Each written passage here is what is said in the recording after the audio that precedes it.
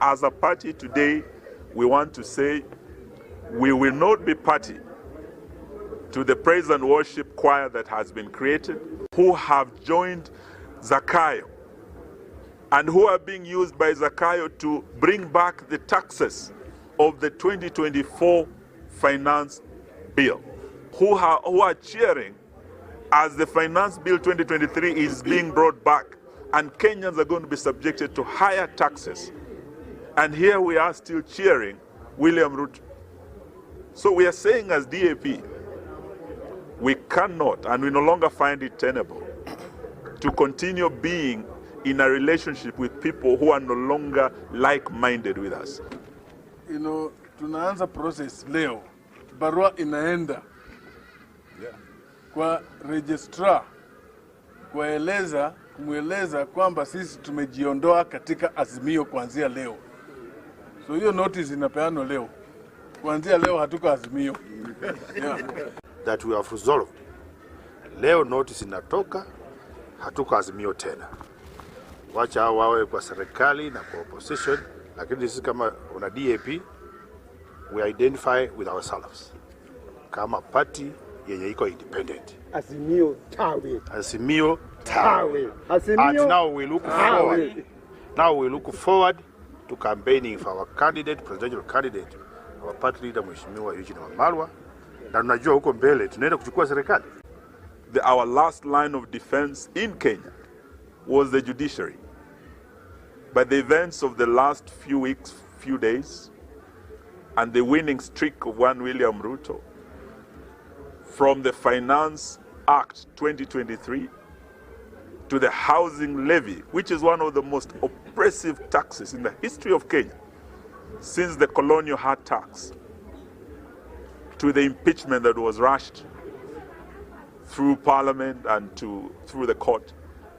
Kenyans now believe, just the way William Ruto has captured parliament, he has equally now put a lot of pressure on the judiciary, and the judiciary has given into this pressure. This is why we are saying he is an existential threat to our democracy, because democracy is about the rule of law. The rule of law is about fair trial, is about independence of institutions. What we are seeing in Kenya today as we cheer William Ruto, because we saw some cheering yesterday, celebrating yesterday, but very many Kenyans are not celebrating with them. You cannot celebrate an emergence of a dictatorship. A dictator starts by capturing key institutions and cutting down dissent. The presidency, according to our constitution, was changed for one reason, that we do not have an imperial presidency in Kenya, that we have both a president and his deputy elected by the people of Kenya. So by William Ruto removing an elected deputy president and telling us to celebrate a selected deputy president who is only loyal to him, as we saw him swear, not allegiance to the people of Kenya, but to Ruto who appointed him, not Kenyans, because Kenyans did not elect him. That is the beginning of undermining and eroding of our constitution. William Ruto is, what we are seeing in William Ruto is the emergence of a strong man syndrome, where anyone standing before William Ruto will be crushed. We look forward to campaigning for our candidate, presidential candidate, our party leader Mheshimiwa Eugene Wamalwa. Na tunajua huko mbele tunaenda kuchukua serikali. We will have a presidential candidate for the elections of 2027, who is none other than our party leader Eugene Wamalwa. Tunataka kuangalia namna serikali mpya inaenda kuundwa 2027, because tunataka a new government ile inakuja inaanza step 1 kufukuza adani, step 1. Step 2 kuabolish mambo ya housing levy na kurudishia watu wote pesa wale wamekuwa kinyang'anywa pesa yao in the name of housing levy. Number 3, kurudisha NHIF, illegal deduction ambayo inaendelea saa hii. Nasikia wanakata watu 3,000, 10,000, pesa nyingi inakatwa kwa watu ati naenda kwa hii kitu inaitwa shifa shifu. yote yetu tuta-abolish na ile pesa imekatwa ya watu inarudishwa. Ya nne, watu yote wamefanya mambo ya wizi lazima wawekwe ndani, hakuna mtu atawachwa. To start an aggressive recruitment drive to prepare our party for the next election, where the Democratic Action Party will be fielding candidates in all positions, from MCA to MP to women rep to governor to senator to the president. And yours truly has been given that onerous task of carrying the flag into the presidential race of 10th of August 2027. There are very good reasons why the party has taken this position. We believe William Ruto is an existential threat to our democracy. William Ruto has, over the last 2 years, steadily been undermining, and he has been eroding public confidence in our key democratic institutions. Today, if you ask any Kenyan whether they still have confidence in our parliament, they will tell you a big no. They will tell you tawe, like we say in this side of the country, because they believe the executive has captured parliament. And that is why parliament is able to do whatever William Ruto wants. Kenyans now believe, just the way William Ruto has captured parliament, he has equally now put a lot of pressure on the judiciary, and the judiciary has given into this pressure. This is why we are saying he is an existential threat to our democracy, because democracy is about the rule of law. The rule of law is about fair trial, is about independence of institutions. What we are seeing in Kenya today as we cheer William Ruto, because we saw some cheering yesterday, celebrating yesterday, but very many Kenyans are not celebrating with them.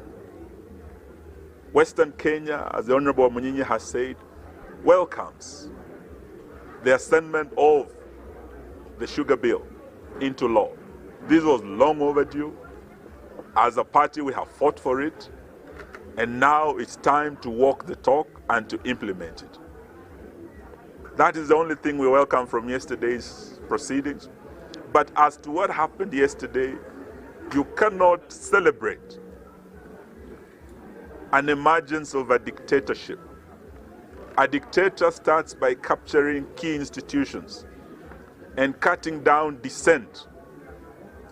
The presidency, according to our constitution, was changed for one reason: that we do not have an imperial presidency in Kenya, that we have both a president and his deputy elected by the people of Kenya. So by William Ruto removing an elected deputy president and telling us to celebrate a selected deputy president, who is only loyal to him, as we saw him swear, not allegiance to the people of Kenya, but to Ruto, who appointed him, not Kenyans, because Kenyans did not elect him. That is the beginning of undermining and eroding of our constitution. So those of you who are celebrating that Ruto has crushed Gachagua, it's not Gachagua who has been crushed, it's our constitution. And it starts with the presidency, where there are no checks and balances, to parliament, to the judiciary. That is how our democracy dies, when our key institutions die. Recently, we had the Honorable Uhuru Kenyatta make one of the best speeches ever at the Defense College in Nigeria. He said what President Obama said in Accra, Ghana a few years ago, that what Africa needs and what Kenya needs is not a strong man, but strong institutions. William Ruto is, what we are seeing in William Ruto is the emergence of a strong man syndrome, where anyone standing before William Ruto will be crushed. Whether you are his number 2, second in command, whether you are speaker and Moses Masika Wetangula, I want to tell you, vile yale niliambia Rigiji, mwenzako akinyolewa kichwa chako tia maji bana. If number 2 can be kicked out in the manner Gachagua was kicked out, you and your Ford Kenya can be kicked out too. Let us not celebrate dictatorship, because that is what is emerging in our country. Chama nambari moja ni UDA. Chama nambari mbili ni ODM. Chama nambari tatu ni Jubilee. Chama nambari 4 ni Wiper. Chama nambari 5 ni Ford Kenya sijui vya magari zote zinasoma nini? Simujipigie makofi. To the time of reward, we say, hey, because this time now there shall be no girlfriends or boyfriend for this party. And I've already marked those people whom we nominated last time, and they are not speaking the language of the party.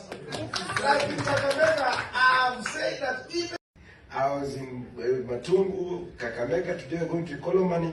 We are now speaking the agenda of the party. And as you have heard, and I want to thank our party leader for the first time. He has spoken my mind.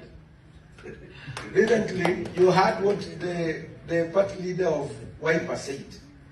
And that thing really made Kenyans, you know me, I follow social media so much. And I'm able to read the minds of the young people. And the young people, because they started putting Kalonzo to some level. But the moment he mentioned that we are still in Azimio legally, that thing really had broken so many Kenyans. And for this position that our party leader has taken, saying that we are now moving out of that nonsense called Azimio, this thing has juvenated my heart.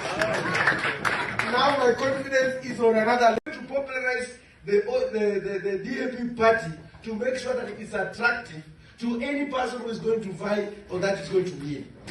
So that now we're going to be in Kakamega, we're going to be in Vika, in Bungoma, in Busia, and Trans-Nzoia.